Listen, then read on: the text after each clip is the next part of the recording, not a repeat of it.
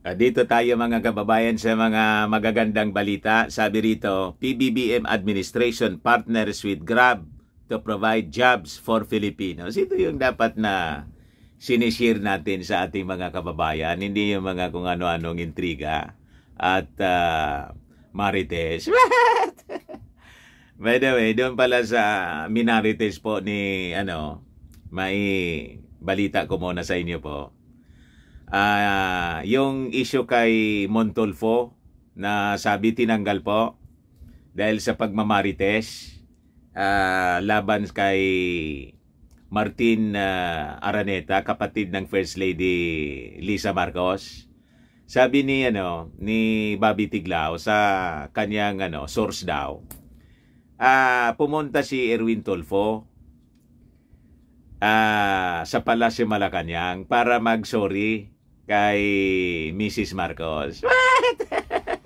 Pero ang nakapagtataka doon sa nakarating na information po kay Bobby Tiglao, ang sabi, hiningi ni nakapagtataka yun, hiningi ni Erwin, yung sabi tinanggal sa Philippine Star, si Montulfo as columnist, ang humingi daw, ang humiling, si Erwin Tulfo. What?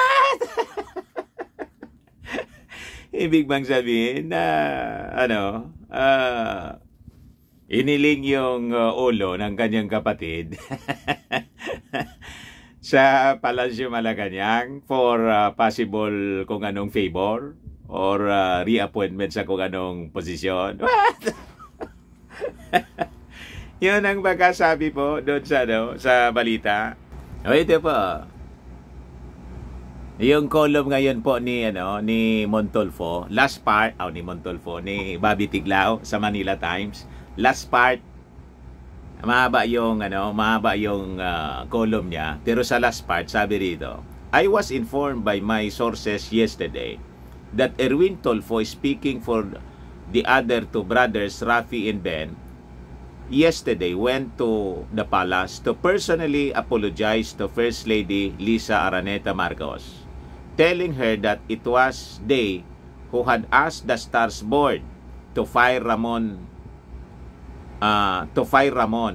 as his columns had hurt many people, including their family. My source did not explain why they thought this was so.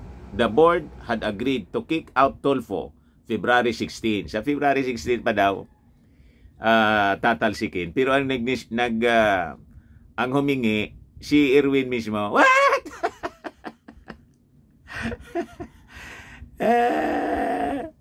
Bakit kaya? May diferensya ba yung mga hindi ba nagkakasundo yung mga Tulfo brothers? Sabagay, normal yon yung mga paminsan hindi pagkakainintindihan kasi iba-iba yung paniwala, iba-iba yung posisyon. Ibig sabihin, ginapang mismo ng kapatid in favor of the palace. And kasi daw may mga nasaktan, other than the palace siguro, may mga iba pang nasaktan, siyempre, doon sa mga marites ni Montulfo. Pero ang ibig sabihin lang noon, walang influence na ginamit yung si Mrs. Lisa Marcos. Kumbaga, initiative yun ni Erwin, bala din siya, kapatid niya yun eh. Di ba? Pero minsan, nangyayari talagang ganon. Anyway, balik tayo dito mga kababayan sa magandang balita. Grab commits to invest in local transport with 500,000 job potential. Ito yung magandang dapat malaman ng ating mga kababayan. Kasi maraming matutulungan itong mga walang trabaho. Di ba? Mismong sa initiative na ng ating Pangulo, nakipag-partner po siya, yung ating Pangulo, sa presidente ng Grab. President Ferdinand Marcos Jr. has secured an investment commitment from ride-hailing service Grab, which could create 500,000 new jobs. The President met with officials of Grab Holdings Incorporated kahapon po. doon sa Palasyo Malacanang to discuss Grab's recommendations on possible ways to modernize transportation in the Philippines. Ito yung mga kailangan nating partner ng gobyerno. Di ba? Hindi yung ibang mga negosyanteng imbis tumulong sa gobyerno, namirwisyo pa yung presyo ng mga bilihin, minamanipulate. Na gayong mga smugglers. Ito yung mga mabubuting negosyante, tumutulong sa gobyerno na mag-create ng mga opportunities. Hindi yung opportunity para lang sa kanila, kundi para sa mamamayang Filipino. Mabuhay ang Grab Philippines. Kaya pag nasa Manila po kami, laging Grab yung ginagamit ko pong transportation. So, sabi rito mga kababayan, during the meeting, Anthony Tan, Grab CEO and co-founder, promised to create jobs in the country, assuring the President that his company will deliver. Napakagandang balita po ito. Well, that is what we need. At the very start, all of this, we had always stressed that what we have to do is create jobs right now. Sabi po ng ating Pangulo. Because so many businesses closed, ang daming nagsara po dahil sa pandemonyo na kung saan mga kababayan, lockdown po si Digong. Ngayon hindi nila makumbinsi si President Bongbong Marcos na i-extend yung calamity, state of calamity. Hindi nila makumbinsi. Tinapos na lang. Because so many businesses closed, so many people really have no place to go. Even the OFWs. So we need to find jobs, sabi po ng ating Pangulong Marcos kay Tan. So we've been able to do that, but still, it's still continuing. Because our unemployment rate is not bad, but we'd like to keep bringing it down. The President said the government has created close to 2 million jobs na po. Kita ninyo? Since he came into office, resulting in the drop in the country's unemployment rate. Binuksan kasi yung ekonomiya. Siyempre, balik sa trabaho yung mga nawalan. Other than yung mga companies, mga negosyo na hindi na naka-recover, nagsara ng tuluyan. Diba? Dito sa amin marami. That's why I am in a hurry. We can roll this out as quickly as possible. And I know the way Grab moves, they move very, very quickly. Sabi po ng Pangulo, because you've done it so many times before, in the scale, you don't have to scale it. You've scaled it already. Ngayon, yung Grab's motorcycle taxis, mga kababayan, ang sabi, umaabot sa 4 to 5 million rides a day.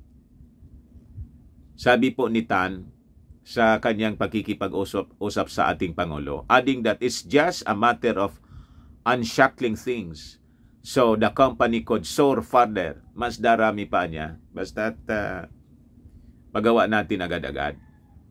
The ride-hailing service company needs to find a way to create jobs not only in Manila but also in Davao, Cebu, and Iloilo, sabi po ni Tan.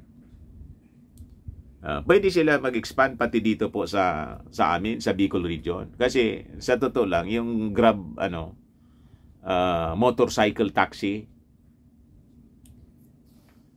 ang tawag dito sa amin yan, nag-ooperate na po. Kaya lang illegal yung operations.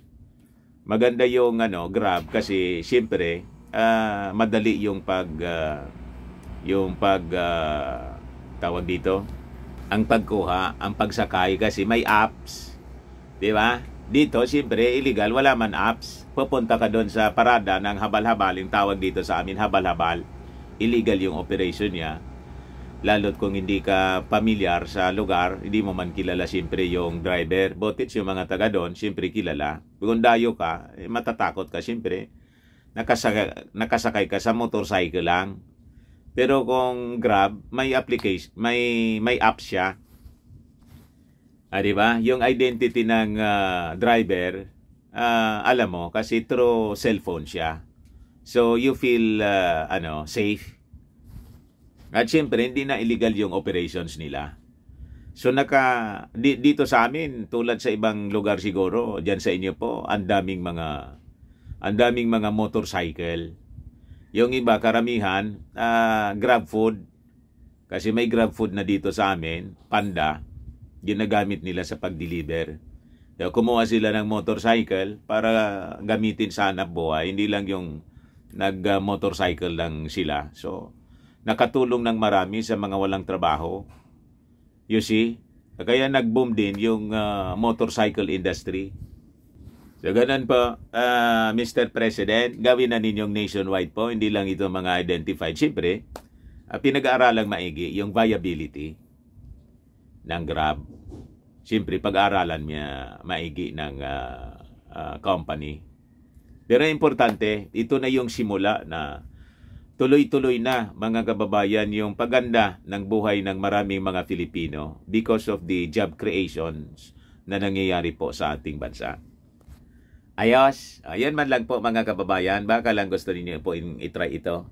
Firmax Firming and Lifting Cream. Pinapahid sa mga pulses and affected area. Mainam po sa paninigas ng mga kaso-kasuan.